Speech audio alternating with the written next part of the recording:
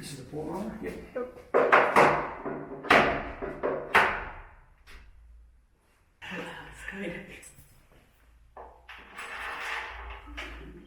It's got some in there. Okay. Right. Hey guys, I'm Nath Martyn, the Whisky Scribe. We were recently invited to visit the Stillmaker Sons Distillery in Montville on the Sunshine Coast, Queensland.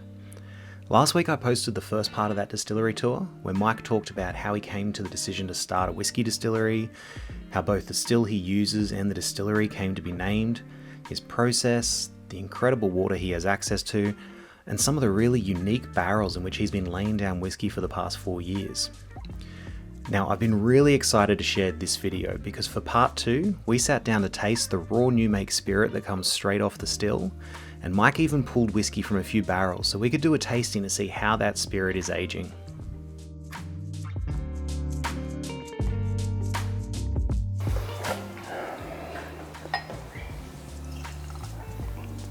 You don't have to drink all that, I've just probably given you too much. I know, doesn't matter. This newmake is 63.5% just before it goes into the barrel. Is that the percent, like once you've done your cuts, is this the percentage where it's at? Yep. No, it's at, before it's cut, it's about 72%.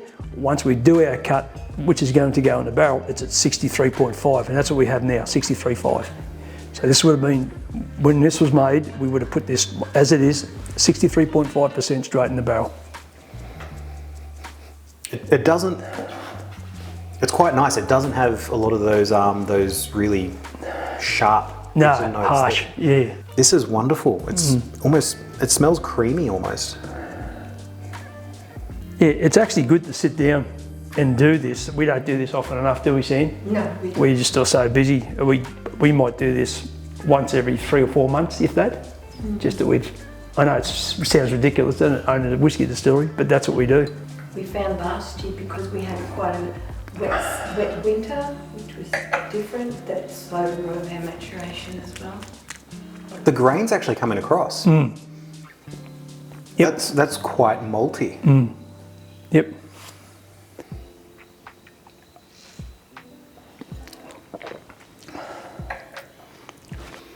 I see what you mean. That really is, that's incredibly smooth. Very smooth. It's very silky. Very silky. Yeah, you're right. There's that texture that's sort of sitting around in the mouth. It's very oily, actually. It's amazing. It's you stir these up. We actually did a bit of an experiment. We stirred these up a long time ago, probably 2 years ago, and we got some Scottish whiskey, and we did the same thing. Well, I thought, well, let's see how long it takes to go down. Well, the Scottish whiskey that we had, it wasn't very expensive, only probably about $90 a bottle we bought, and it went. Whereas after 10 minutes, this stuff had hardly ever moved on the oil, was still on the glass. I'm going, oh, that's a good sign. So oiliness to me is a good thing, because it means to me that the taste is going to be in your mouth a lot longer than something that's gets evaporated straight away. Absolutely, and that's why I think it's wonderful that there's this movement away from that chill filtration. Those oils, they just, even if they don't contribute to the taste, they contribute to how long that taste sticks around in your mouth. So it brings out a much longer finish where you finish drinking the whiskey and you can still taste it, you still remember it, and it just lingers on the palate and lingers in your mind. I love those legs. It's quite nice. It's nice to see it on the still, Nate, on the manway, and it just runs down the manway. Really slowly. It looks like someone's poured olive oil on it, doesn't it? That's right. I don't mind that. It's drinkable as it a is. newmake. Yeah. It's funny. It changes over time. We noticed that, didn't we, Sam? When you expose it to air. Yeah, when it's been. You leave it there. It actually gets softer again. When it.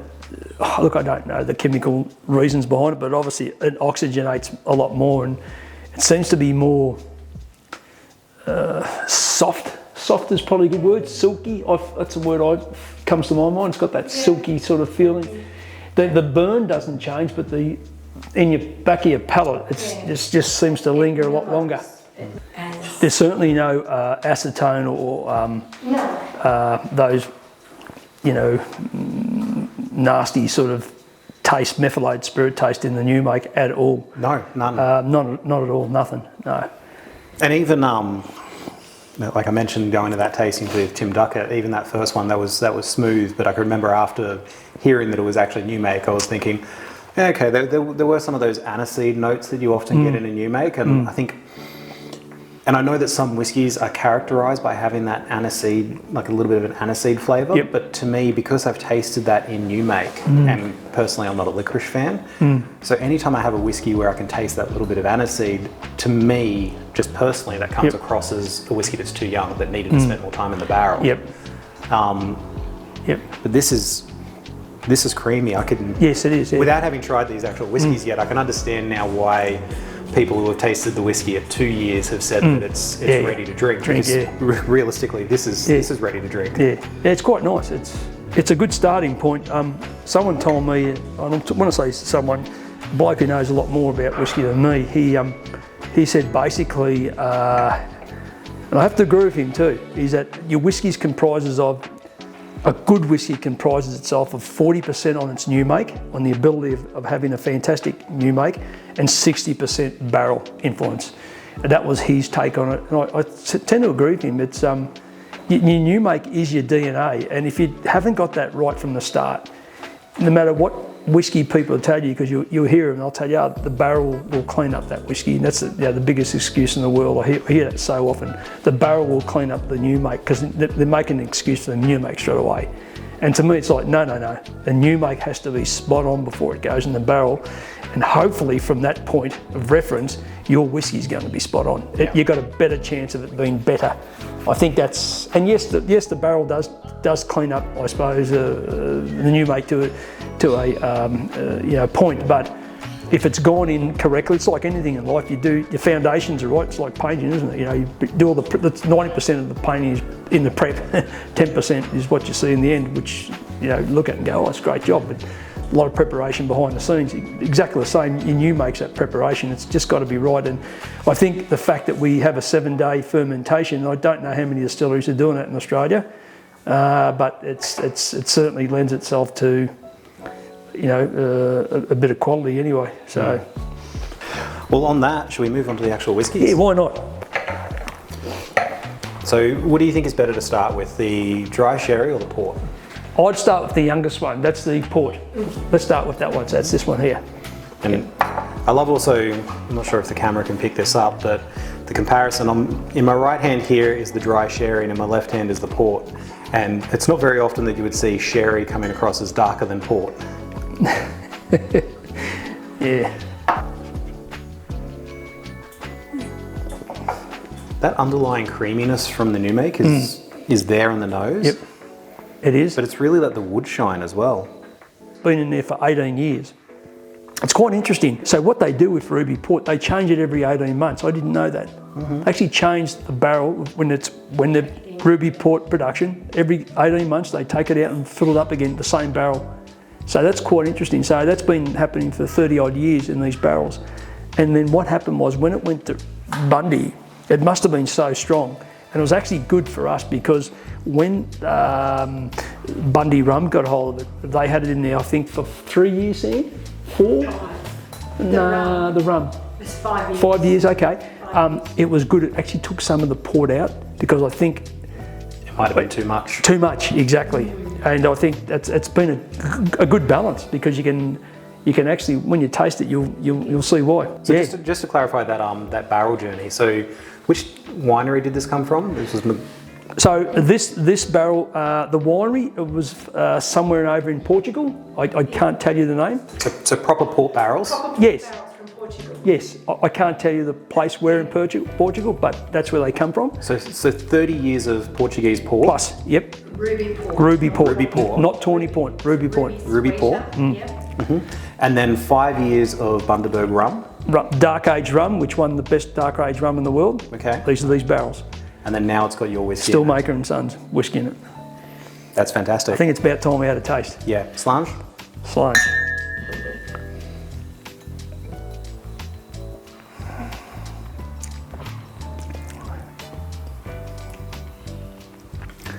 Beautiful. That's buttery on the mouth. Isn't it? It's yeah. I think Jess is getting jealous now. Yeah. It's funny, now that I know that it's port and rum, like exposure, each time I smell it, my mind keeps flicking between, like it keeps on thinking that sweetness is either port or rum. Yeah, that's right. I keep getting memories of drinking rum and drinking port. And Dave Schmieder tells me that he reckons that this is going to sell really, really well in Queensland when you mention the word rum in there. As you know, so that's 3 years and 3 months. It's still spirit forward, so it's not right yet, and we don't expect it to be right. Yeah, but it gives you an indicator anyway. That's the way I look at it. So the ABV on this one would still be quite high, wouldn't it? Very high. This will be at probably about 66. It actually goes up here. It doesn't go down. But it's coming across. It doesn't have that incredibly heavy burn that a high ABV whiskey often does, which just sort of tells you that it's already quite balanced for not being ready to be bottled yet. Yeah, I'm excited for when this one comes out. Yeah, this one's going to be good. This is the one that a lot of people who are very influential in the whiskey world have told me that's a cracker. So that's what they describe it as. So. Plus we have 50 of those. We have 50 of those, yeah. I love that one. Yeah, it's still got, as I said, Nath, it's still got time to mellow out. But it gives you an indicator of where we are with it. Yeah. Let's talk about this one. Yep. So this is the dry sherry. So can you tell me what barrels this has been aged in so far? This is aged in a French oak barrel that had sherry in it for 10 plus years, and it's a McWilliams barrel. So pretty good, I think. I think you're going to get some good results out of those. So McWilliams is an Australian winery. Yes, in Hamwood, near Griffith there in New South Wales. And so it's I think it's come along really well. This one, so this one here would be, I think it's about three and a half years old. So they're about 3 years and 7 months. So by Australian legal standards, and even by Scottish standards, you'd be allowed to bottle this at this stage and call it whiskey. That's right. But you want to let it develop a little bit further. Much further. Yep. This won't be seen a bottle for at least 4 years plus, 4.5 years, I think. Which most of any whiskey release, I think, will be, and that'll be the minimum. We have barrels set down here. Some of these hogsheads, they'll be a 10, 15 years proposition. So, so I've always got this out of this. I know Christmas cake, stewed fruits. That's what I get from this one. Yeah, I was going to say poached pears. Nougat, we were all agreeing on Nougat. Yes. I love it when you're trying to work out what one of those flavours or scents are, and it's just eluding you. And as soon as somebody says something like when you said nougat, it's yes. Yeah, 100%. Yeah. But there's more to it than that. What was the one thing that we all said? Oh, I know what it is. Tasting. I'm talking about tasting. We all said it. We all looked at each other. Yes. Candied something. I'm not going to tell you what it is. Candied. From the nose, I'm going to say, would it be candied apricot on the palate? Close. Okay. But not quite. Candied orange. You could taste the candied orange. It was amazing when you taste it. Let's try it. Let's try it. Yep. Slange.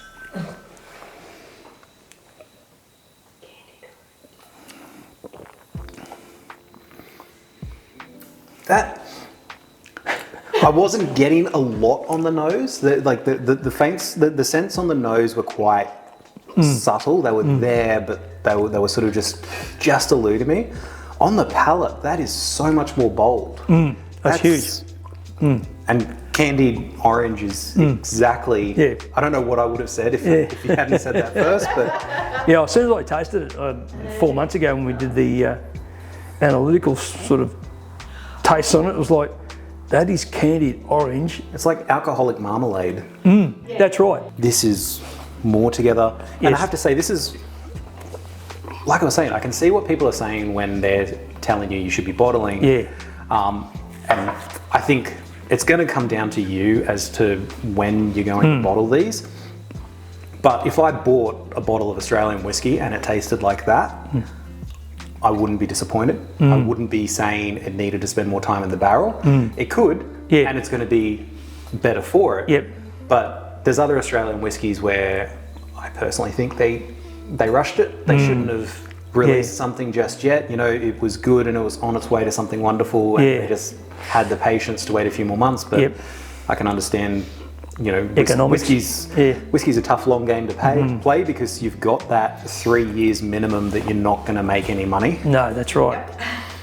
But this is, if I paid Australian whiskey prices for a bottle of whiskey that tasted like this, I'd be happy. Same here. Yeah. I'd be wanting to know what was next from the distillery and were they going to release that a bit older. Yeah. But I'm happy. Yeah, no, good. No, thanks for that. That's good.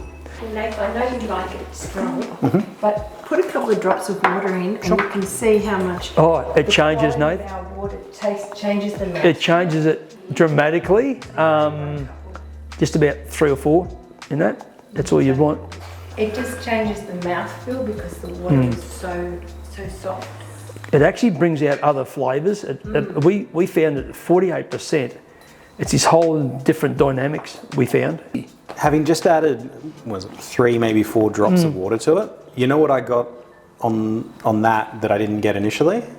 I actually got an element of citrus on the tail. Oh, yeah. And I think because it's so buttery and it was so thick at cask strength that it wasn't allowing that to come through. All of those candied flavours were still just overtaking everything, but just those couple of drops that allowed that little bit of citrus bite at the back end to come through. And it also sort of, I'm trying to think from the mouth, because it was thick and oily at the start, and now it sort of comes back a little bit more to butterscotch. So it's coming back to its original roots. Because if you're here on Spirit Day and we've done the spirit and we're mixing it with our mountain water here, the amount of butterscotch, the whole room is filled with butterscotch, isn't it, Sandy? Yeah. It is amazing, and we're stirring away there because what we do when we cut it, I stir it and stir it and stir it until I get the same readings on the top of the liquid and on the bottom. It's got to be right before we put it in the barrel. And it's all butterscotch. It's all butterscotch and caramel, isn't it? Yep. Really thick. The air's thick in there of butterscotch and caramel. Tasting these whiskies straight from the barrel was a really special experience and just adds to the excitement of what's to come. We'd like to say a big thank you to Mike and Sandy for inviting us to Stillmaker Sons. As a whiskey enthusiast, it was incredible to get such a personal, behind-the-scenes look at what goes into setting up a distillery, and getting to taste some amazing whiskey straight from the barrel was pretty magical. If you're as excited as I am for the release of this whiskey, be sure to head to Stillmaker Sons website, where you can leave your details to be notified when it's due to be released. You can also check out Stillmaker Sons on Facebook and Instagram. But if you enjoyed this video, please give it a like. If you want to see more from me as I explore whiskies, distilleries, and answer some commonly asked questions about whiskey, hit the subscribe button, and enjoy what's in your glass, and slange. Actually, it's funny you mentioned Tim Duckett, because the first time I met him, he was doing a tasting at the Tattersalls Club. Oh, yeah. And I'd only recently joined a whiskey club. I'd been going for about 6 months. Yep. It was the first time where I was learning how to really appreciate whiskey, what went into it. 6 months in, I didn't know everything. I'd never seen newmake before. Yep. And I turned up and everything had been pre-poured and the first glass was clear. Yeah. And I was thinking, it's like, oh wow, this must be some new kind of whiskey. And I tasted it and I thought, gee, that's really smooth. Kept drinking it, finished this glass, this 30 ml of 70% ABV newmake, because he wanted to show people what he was working with. Yeah. And before I even got to the second whiskey, I was like, why are my lips tingling?